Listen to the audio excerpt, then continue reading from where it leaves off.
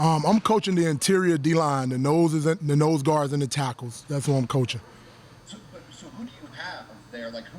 Oh, I'm not sure. personnel-wise, right now the guys in the room are Jameer Carter, Aaron Famui, Big Sue, Lorenz Terry. Right, we got a lot of guys in the room just moving guys around a lot, just trying to get the best guys on the field. That's the goal. And in terms of that scheme, are you anticipating playing mostly three down linemen? Is it because I mean at times it sounds like talking to guys it's a 3-3-5. At times it sounds like a 3-4. I know coaching in the past has done 4-3. What should we be anticipating? Oh man, you trying to get me in trouble? First interview I see, man. You trying to get me there? I'm just trying to fill out Nah, I get it. We're gonna be very multiple, man. You're gonna look out there. Sometimes it's gonna be 3 down. Sometimes it's gonna be 4 down. We're gonna be very multiple. We're gonna be very dynamic. We're gonna move the guys around and just try to, whatever we gotta do to get our guys the best chance to win. That's the goal. And then the last one on that front for me, Jameer, I know has played true zero technique nose tackle. Any of the other guys, are you working them at that technique? We're cross-training a lot of guys just so we can get the best guys on the field.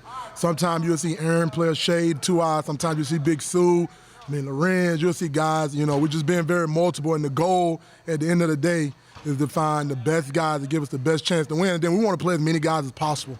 That's the goal, just so we can roll guys in and out and be fresh and play with the effort, the focus, and toughness that Coach Elliott is demanding that we play with every snap. Thank you. Thank you. Nice meeting you, too. Hey, Coach Preston Willie with CBS 19 in town. Mentioned Jameer just now. He's a guy that's played early and often throughout his career. What has kind of stood out about him and just how he's come back this spring? Yeah. Hey, Preston, how are you? The thing I'll say about Jameer is he's a very focused individual in everything that he does. Since I first got here, the first meeting we had, he's very intentional. He doesn't do anything not to try to get better. So every time he's on the grass, he's trying to get better.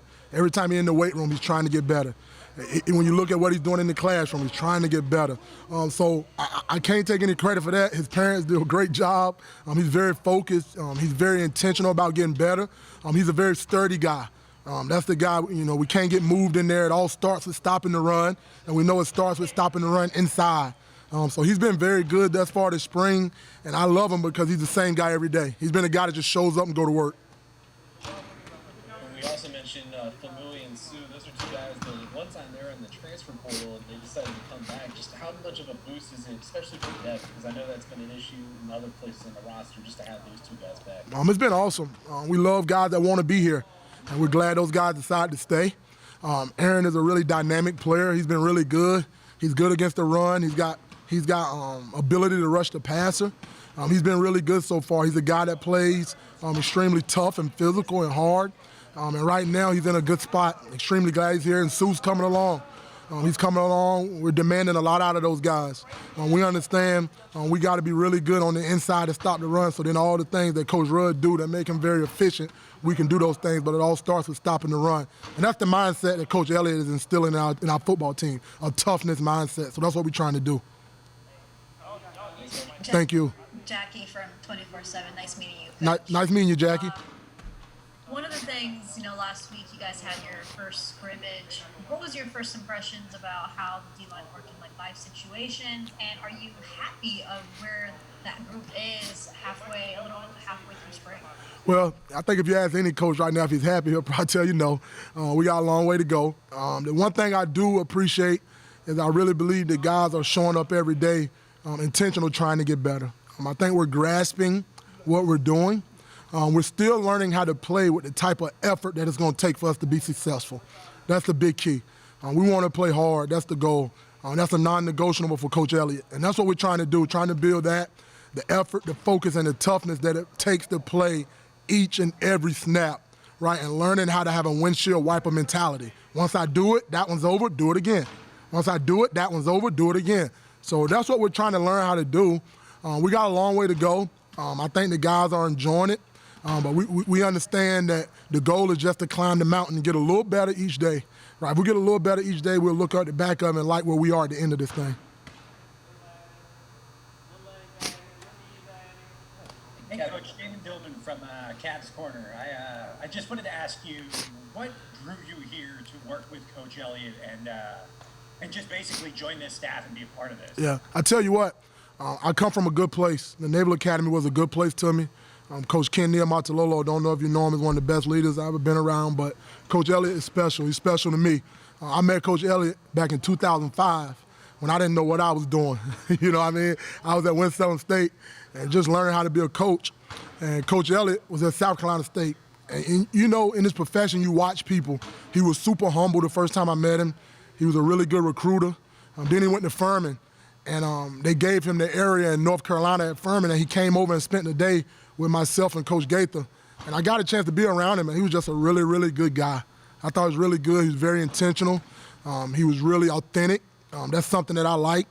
And then after he left Furman, he went to Clemson, and I just watched him from afar and to see how much success he had and just how he did it. He does it where he's in it for the right reasons. I want to be around people that's in it for the kids.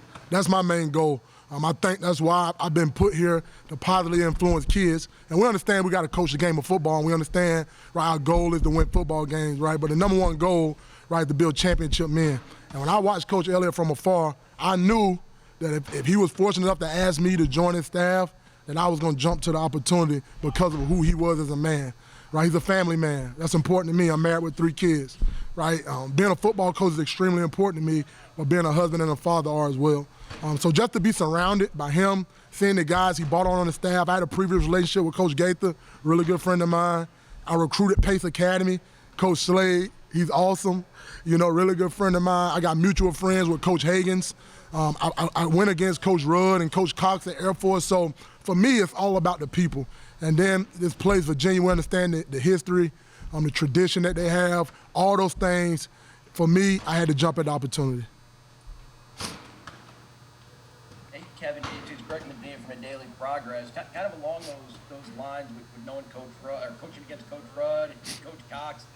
What did you like about what they were doing at Air Force from afar? And I guess, what's it like coaching in that defense now? Yeah, I tell you what, the one thing I didn't like is they beat me twice. I didn't like that. They beat me the last 2 years. But they were very multiple. The guys at Air Force were really well coached. The one thing that jumped off to those guys is how well they tackle, how well they fit gaps. You don't see a lot of guys, a lot of buzz, a lot of mental errors. So for me, when you see that as a coach, as an opposing coach, you know guys are getting coached well, been really successful. It's not easy to win at the academy. I've been there. I've done it, and to see the success that those guys had, for me, it was important. And then the other thing I always go back to, I knew without 100% of doubt that Coach Elliott was not going to surround himself with guys that are not good men. So for me, I understood that they were going to be good men because Coach Elliott attached himself to them. And for me, that's what it's all about. I want to work with good men. I want to coach good kids. And at the end of the day, just do the best I can every day. And then for your guys within the defense, what do you think is the most important thing for them to know within this new defense and the biggest key for them to have success in it? Yeah, the number one, it starts with being selfless when you play D-line. It starts with fitting in your gaps. Understand that I might have to flatten people out so guys behind me can make plays. Understand I may have to spill a block so guys can make plays. So it's just about knowing where you are in the framework of the defense. Do I want my guys to make plays? Yes. But I want them to make the plays that present themselves. I tell the guys day one, I'm never going to be a guy that come up after a scrimmage or after a game that read out stats. I'm going to just tell them where we were assignment-wise, right? And I understand if we do those things, I think we got a chance to be successful. Thank you. Hey, Coach, let me sneak in a couple more nuts and bolts to try to get you in trouble. In terms of rotation, and obviously it's going to change depending on 4-3, however many down guys are playing, but how many guys do you see in your plan rotating through on game day? I tell you what, and I try to be, I hope you don't think this is a fluff answer. As many guys that can play, I'm going to roll them in there. So if we got 6 guys that can play, we're going to roll 6 guys. If we got 4, we'll roll 4, right? But the goal is at least at the bare minimum to have a 2 deep that can play. And I would love to have 6 guys to roll in and out to keep them fresh, right? So that way on 3rd down, which we call the money down, and then 4th quarter, right, which we call finish strong, right, and we can be as good as we need to be and fresh. And then there's a bunch of guys coming in the fall who I imagine are more edge rushers. Fox, Butler, Akiri. Are any of those guys going to be with you? We'd love to see them when they get here. I haven't had a chance to work with them yet. Once they get here, for us, and like I said, I just want to be honest, for us, the goal is always to put the best 11 guys out there we can, whatever combination, and it's our job as coaches to get them coached up. Now, you're right, some size and some fit and some scheme things got to determine what guys play, but the goal is to get the best 11 guys out there on the field when we go line up to play. Thank you. Yes, sir. And just following up off Mike's question there, Jack Camper, is he one guy that you've been working with? What have you been impressed with him? He's a guy that's just soaking up the defense, working as hard as he can to get knowledge. We understand he's a guy that's played. We're super excited about his temperament and how hard he works and get a chance. He's a very positive guy that guys like being around him.